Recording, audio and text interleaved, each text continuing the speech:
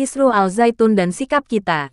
Hingga kini, kisruh soal pondok pesantren Al-Zaitun pimpinan Profesor Dr. Adus Abdussalam Rashidi Panji Gumilang atau biasa disebut Syekh Panji Gumilang masih menghangat. Teranyar, ribuan massa menyeruduk pondok pesantren terbesar di Asia Tenggara itu. Batsul Masail PWNU Jawa Barat bahkan menegaskan keharaman menyekolahkan anak ke pondok pesantren tersebut. Hal ini didasarkan atas berbagai kontroversi yang dilakukan oleh sang syekh, termasuk praktik beragama yang dipandang menyimpang yang dilakukan di dalam pondok. Dari hasil kajian ilmiah perihal polemik Mahat Al-Zaitun tersebut, LBM PWNU Jabar merekomendasikan, pertama kepada pemerintah agar segera menindak tegas Mahat Al-Zaitun dan tokohnya atas segala penyimpangan yang telah terbukti berdasarkan kajian ilmiah Batsul Masail PWLBMNU Jabar. Kedua, kepada para stakeholder agar memproteksi masyarakat dari bahaya penyimpangan Mahat Al-Zaitun. Ketiga, masyarakat agar tetap tenang dan menyerahkan penindakan atas polemik yang terjadi kepada pihak yang berwenang.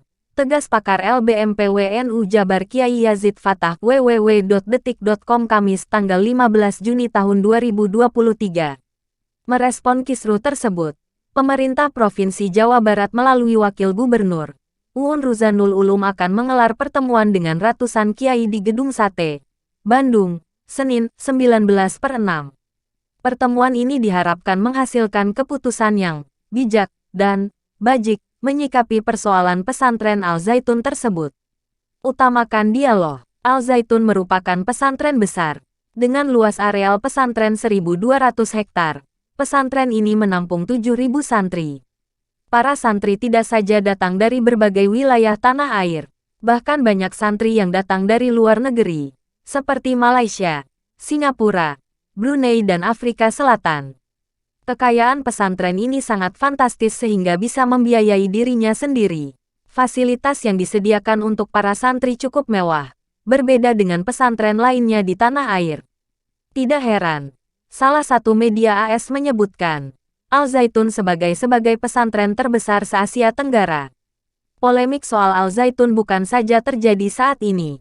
Sejak lama Ponpes yang didirikan pada 1996 silam, kemudian diresmikan operasionalnya oleh Presiden B.J. Habibie saat itu pada 1999, diindikasikan sebagai bagian dari NII-KW 9, merujuk berbagai pernyataan Ken Setiawan pendiri NII Crisis Center. Nyaris semua riset menyudutkan Al-Zaitun.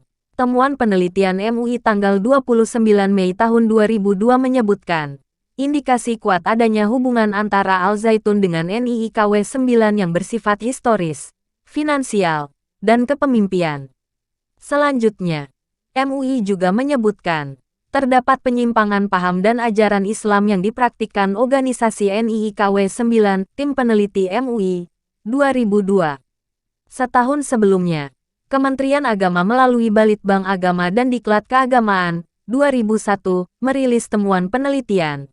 Antara lain, pertama Al-Zaitun merupakan lembaga pendidikan Islam yang terobsesi menjadi lembaga pendidikan Islam modern dan unggul. Kedua, komunitas Al-Zaitun dalam memahami ayat Al-Quran dan hadits bercorak rasional dan kontekstual. Ketiga, walaupun interaksi sosial internal di kalangan komunitas Al-Zaitun cukup dialogis dan berkultur Islami, namun interaksi sosial eksternal seperti dengan masyarakat sekitar dan pejabat pemerintah cukup terbatas. Dari sini kita dapat memahami bahwa penelitian Balitbang Kemenak ini tidak menemukan adanya indikasi sesat lembaga pendidikan ini. Meskipun temuan penelitian di atas berbeda, tetapi tidak mengurangi penilaian negatif masyarakat terhadap Al-Zaitun. Belakangan, citra negatif pesantren ini semakin nyungsep oleh berbagai pemberitaan mengenai praktik beragama dan pernyataan kontroversial sang syekh. Di berbagai pemberitaan media nasional hingga media sosial, masyarakat dengan mudah menemukan praktik sholat di pesantren ini yang berbeda dengan kebiasaan masyarakat Muslim umumnya. Pernyataan sang syekh tentang mazhab Soekarno dan pernyataan kontroversial lainnya. Bahkan, parahnya ada juga beberapa media online yang mengungkap berbagai pengalaman alumni Al-Zaitun yang dalam pendengaran kita cukup menyesakkan dada. Sikap nyeleneh dan kontroversial ini semakin memberi citra buruk terhadap pesantren ini. Tentu ada banyak alumni pesantren ini yang banyak mengungkap hal-hal positif dari pondok ini. Yang bukan alumni juga ada yang menceritakan secara objektif keadaan Al-Zaitun. Dahlan Iskan, mantan Menteri BUMN, membuat beberapa tulisan tentang keadaan pondok. Tulisan-tulisan Pak Dahlan itu memberi kesan bahwa pondok pesantren Al-Zaitun dalam keadaan baik-baik saja. Terkini, ramai-ramai pemberitaan berbagai media yang menuntut pembubaran dan pencabutan izin pesantren Al-Zaitun. Geruduk massa ke pondok ini beberapa hari yang lalu merupakan indikasi bahwa keadaan gawat sedang menyasar pondok ini. Beberapa tokoh menuntut sikap tegas pemerintah melalui Kementerian Agama. Ini mirip tuntutan beberapa kalangan terhadap pondok pesantren terbesar di Ponorogo beberapa waktu lalu. Dalam kondisi semacam ini, pemerintah melalui Kementerian Agama diharapkan dapat mendinginkan suasana, seraya pada saat bersamaan mengedepankan dialog dengan sejumlah kalangan, termasuk internal pesantren Al-Zaitun.